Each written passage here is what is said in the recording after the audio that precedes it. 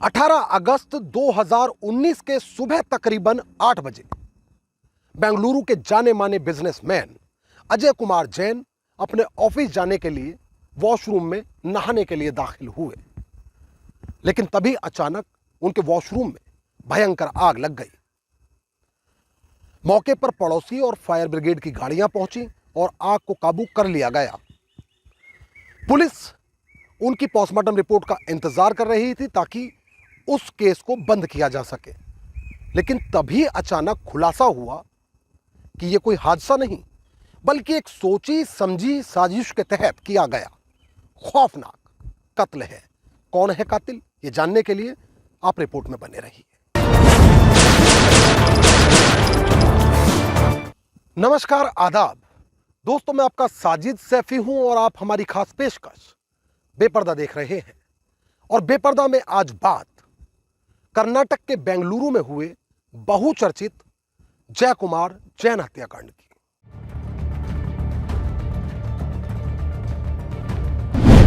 तारीख 18 अगस्त 2019, वक्त सुबह के करीब 8 बजे। स्थान राजाजी नगर, बेंगलुरु, कर्नाटक।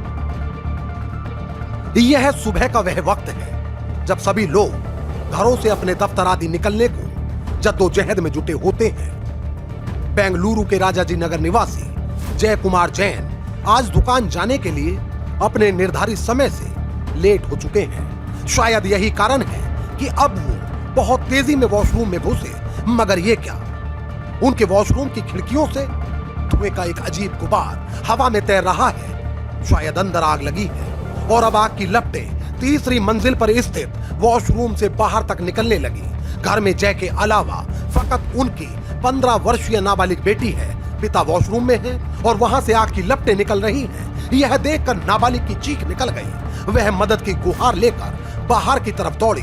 पड़ोसी भी मदद के लिए जय के घर पहुंचे, जबकि दमकल विभाग को भी मौके पर बुलाया गया। मगर अफसोस दर अफसोस, चूंकि तब तक देर हो चुकी थी। दरअसल इस हादसे में जय की मौत हो गई। अब सूचना के बाद पुलिस मौके पर पहुंची और जय की अधजली लाश को पोस्टमार्टम को भिजवाया गया। आग लगने के कारणों की जांच की गई तो वह शॉर्ट सर्किट माना गया। एक तरफ जहां पोस्टमार्टम के बाद जय का अंतिम संस्कार किया गया, तो वहीं दूसरी ओर पुलिस सिर्फ इसलिए पोस्टमार्टम रिपोर्ट आने का इंतजार कर रही थी ताकि रिपोर्ट आने के बाद जय की मौत की फाइल बंद की जा सके। खैर, अब डॉक्टरों द्वारा जय की पोस्टमार्टम रिपोर्ट तैयार की गई।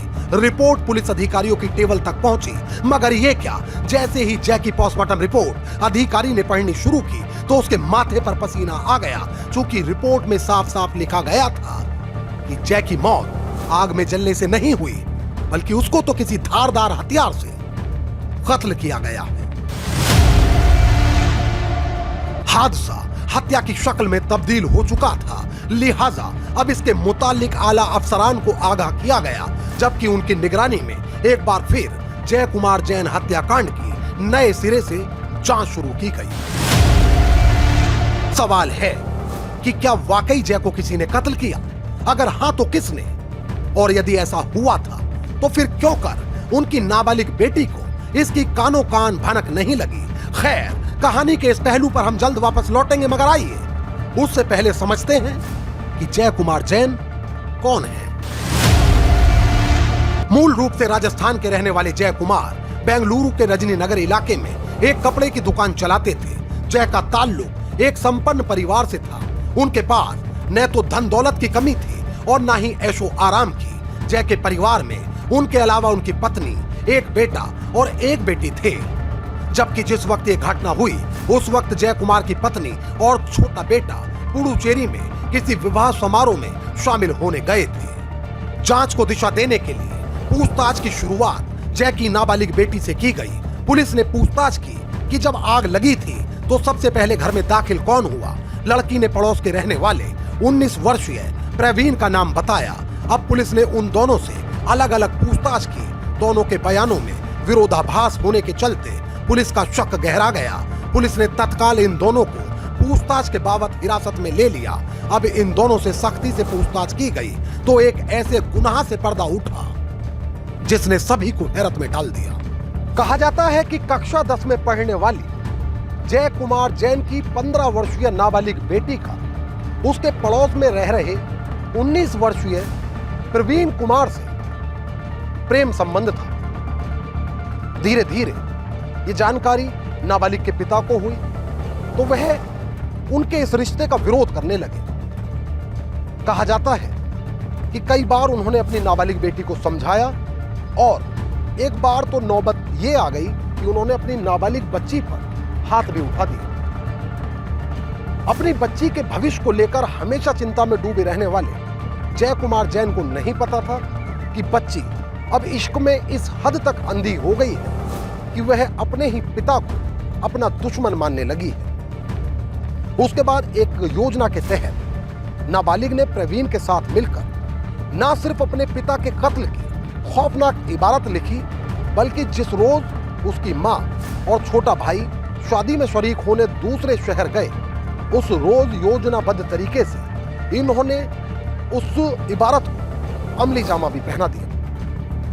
दरअसल 15 साल की नाजुक उम्र वाली कक्षा 10 की छात्रा 19 वर्षीय पड़ोसी प्रवीण के प्यार में ऐसी अंधी हो चुकी थी कि उसके लिए वह कुछ भी कर गुजरने को तैयार थी। उधर जैन को पता चल चुका था कि उनकी बेटी हमेशा प्रवीण से बात करती है जबकि वह मॉल आदि जाकर उसके साथ खरीदारी भी करती है।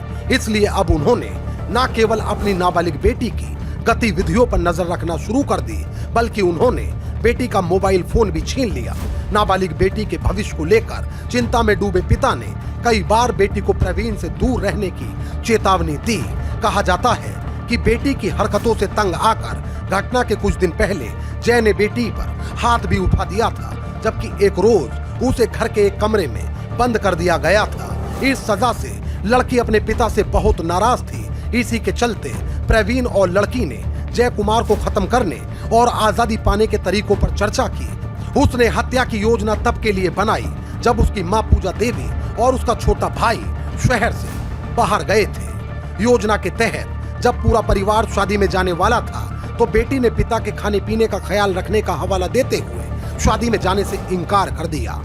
कहा जाता है कि इस दौरान घटना वाली शाम आरोपी बेटी खुद पिता के साथ मां और छोटे भाई को रेलवे स्टेशन छोड़ने गई। वापस आने के बाद उसने पिता को खाना परोसा जबकि सोते वक्त उसने पिता के दूध में नींद की गोलियां मिला दी और जब जय गहरी नींद सो गए तो बेटी ने प्रवीण को बुला लिया जबकि इन दोनों ने चाकू से वार करके उनकी हत्या कर दी। इतना ही नहीं, अगली सुबह ये दोनों अपने गुनाह पर पर्दा डालने के लिए जय के शव को घसीटकर बाथरूम में ले गए और वहां ले जाकर इन्होंने शव को आग लगा दी ताकि यह लगे कि उसकी मौत दुर्घटनावश हुई है। महज 15 और 19 साल की उम्र में शातिरों ने बेहद सफाई से वारदात को अंजाम दिया था। मगर कहते हैं ना कि गुनहगार कितना भी होशियार क्यों न हो वह अक्सर अपने गुनाह के निशान पीछे छोड़ जाता है। यही हुआ इन दोनों के साथ भी क्योंकि पुलिस ने इन्हें गिरफ्तार कर इनके चेहरों को बेपर्दा कर दिया। दोस्तों, आज की सच्ची घटना कर्नाटक के बेंगलुरु से है। इस रिपोर्ट को लेकर आपकी क्या राय है वह आप हमें कमेंट करके जरूर बताएं और यदि आप हमारी स्टोरी पसंद करते हैं तो हमें सपोर्ट कीजिए। हमारी इस वीडियो के लिंक को ज्यादा से ज्यादा शेयर कर दीजिए। मोहित भाटी के साथ अमजद राना, क्राइम स्टोरीज अड्डा। तो दोस्तों, फिल वक्त मुझे दीजिए इजाजत, लेकिन यदि आप क्राइम स्टोरीज अड्डा पर बेपर्दा के और भी एपिसोड्स देखना चाहते हैं तो हमारे चैनल को तुरंत सब्सक्राइब कर लीजिए, बेल आइकॉन दबा दीजिए। इस रिपोर्ट को लेकर आपकी क्या राय है वह आप हमें कमेंट करके जरूर बताएं और यदि आप चाहते हैं कि हमारे चैनल पर आगे भी क्राइम स्टोरीज का सिलसिला बदस्तूर मुसलसल जारी रहे तो हमें सपोर्ट करिए। हमारे वीडियोस को ज़्यादा से ज़्यादा लाइक और शेयर करिए। एक और नई कहानी के साथ हमारी आपसे फिर होगी मुलाकात और क्राइम स्टोरीज अड्डा पर फिर एक नया चेहरा होगा बेपर्दा। तब तक के लिए आदाब, नमस्कार, जय हिंद।